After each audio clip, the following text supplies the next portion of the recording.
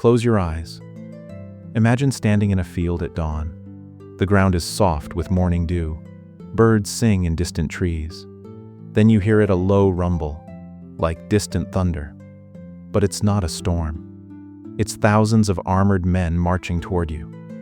The earth trembles. Your heart pounds. Your hands shake as you grip your weapon. This is no glorious adventure.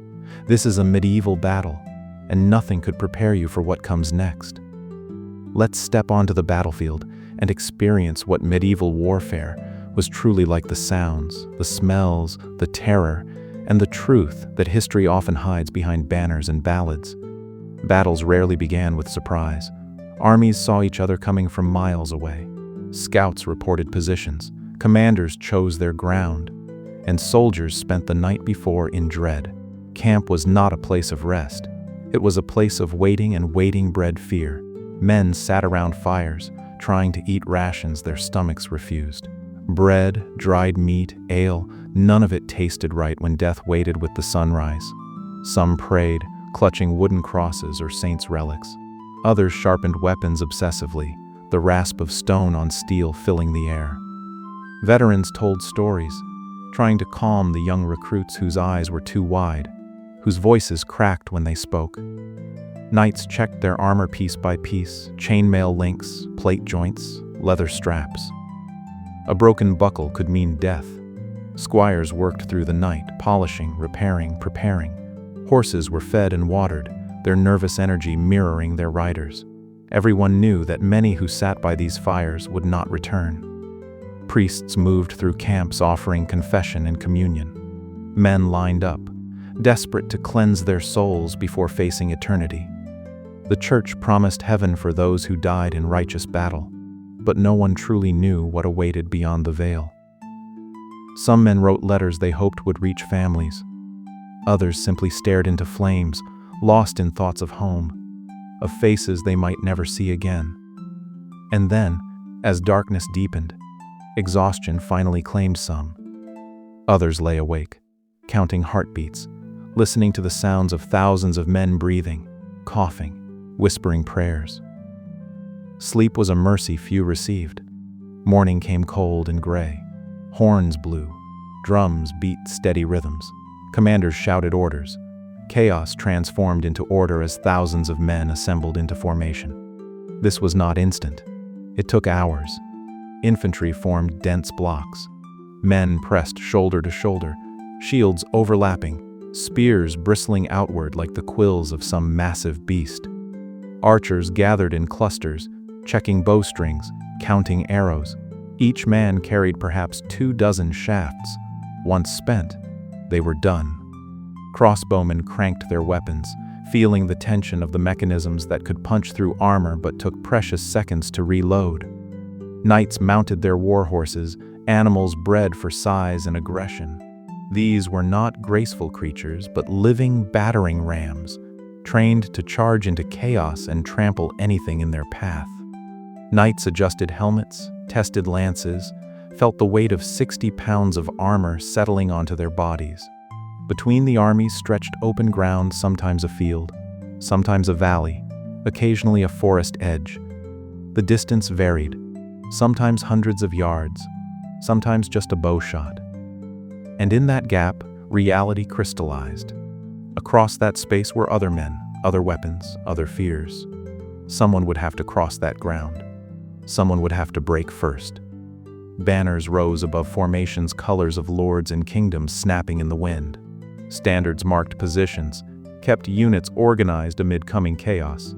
Heralds rode forward to shout challenges, formal declarations of cause, last chances for negotiation.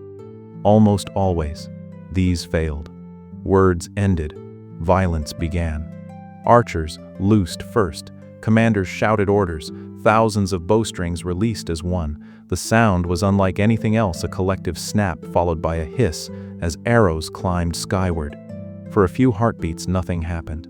Then the sky darkened. Medieval longbows could shoot arrows 200 yards or more. Crossbow bolts flew even farther. When volley fire began, the air filled with wooden shafts tipped with iron. From the ground, soldiers watched death descend. There was nowhere to hide. Shields raised overhead offered some protection, but arrows fell at angles, found gaps, punched through wood and leather. The sound of impact was terrible, thousands of thuds as arrows struck shields, armor, earth, and flesh. Men screamed. Some dropped immediately, shafts through throats or eyes. Others staggered, wounded but not killed. Arrows lodged in shoulders, legs, or groins. The lucky died fast. The unlucky bled slowly, crying for help that wouldn't come until battle ended if it ever did. Volleys continued, arrow after arrow. The sky never quite cleared. Archers on both sides shot until quivers emptied or commanders ordered stops to conserve ammunition. Bodies began to litter the ground. Wounded men crawled toward their lines, leaving blood trails. Others simply lay still, too hurt to move, waiting for what came next. And what came next was worse. When arrows ceased or thinned, infantry advanced, sometimes slow and steady, sometimes at a run. The sound was overwhelming, thousands of feet pounding earth, armor clanking, men shouting battle cries or prayers or curses. The ground shook, dust rose. The wall of humanity moved forward like a wave. For those standing in formation, watching the enemy charge, time distorted. It felt impossibly fast and agonizingly slow simultaneously. Every step brought the enemy closer. You could see their faces now twisted with rage or fear, mouths open, eyes wild. You could hear individual voices within the roar, and then impact. The collision of two formations was brutal beyond description. Shields slammed into shields with the force of thousands of pounds. Men in the front ranks were crushed between their own comrades pushing forward and the enemy pushing back. Ribs cracked, bones broke. Some men died without ever swinging a weapon, simply crushed by pressure from all sides. Spears thrust forward into the mass of bodies. Some found flesh, others tangled with enemy weapons or shields. Swords hacked downward at exposed heads and shoulders. Axes split shields and helms. The sound was deafening, metal on metal, metal on wood, metal on bone, screams of rage and pain. Commanders bellowing orders no one could hear. Fighting in formation was suffocating. You couldn't move freely. Your weapon arm was pinned by the men beside you. You couldn't retreat because men behind pushed you forward.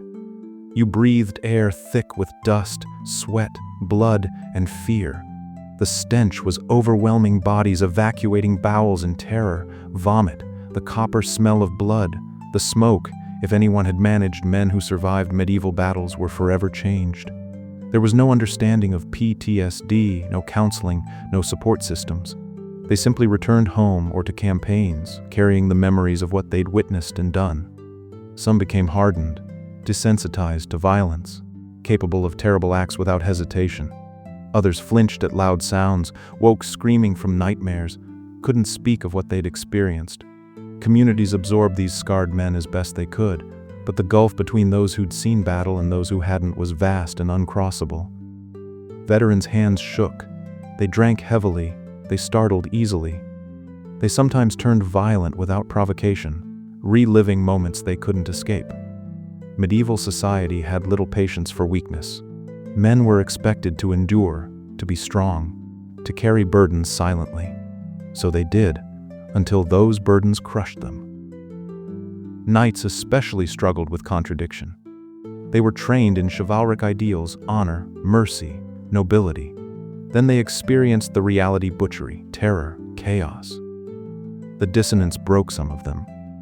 Tales of errant knights wandering without purpose, of warriors who retreated to monasteries seeking peace, of noblemen who turned cruel and bitter. These were common because the trauma was real and pervasive. Medieval battles were not glorious. They were not romantic. They were not adventures. They were nightmares of noise, blood, and terror where survival was more luck than skill. Soldiers didn't die nobly. They died screaming, crying for mothers, clawing at wounds that wouldn't stop bleeding. Heroes were rare and often invented afterward. Most men simply tried not to die. They stood where ordered, fought because fleeing meant death from their own commanders, and hoped each battle would be their last. Some fought for lords they'd never met, in quarrels they didn't understand, on lands that weren't theirs, dying for causes that meant nothing to them personally. We romanticize medieval warfare because the alternative is too disturbing. We want knights in shining armor, noble quests, clear distinctions between good and evil. But real medieval battles were chaos where everyone was terrified, exhausted, and desperate. Understanding this matters. It connects us to the reality of human conflict across ages. The technologies change, bows become guns, become missiles, but the fundamental experience of combat remains similar. The fear, the exhaustion, the trauma, the waste. Every medieval battlefield was a place where someone's son, brother, father, or husband died violently, where communities were shattered, where trauma rippled through generations. The monuments and memorials we see today mark not glory but tragedy. They honor survival, not celebration. When we study medieval battles, we should see them clearly not as games or adventures, but as the worst of what humans do to each other. The mud, the blood, the screams. This is the truth. This is what medieval battles were really like. And this is what we must remember to hope we never repeat.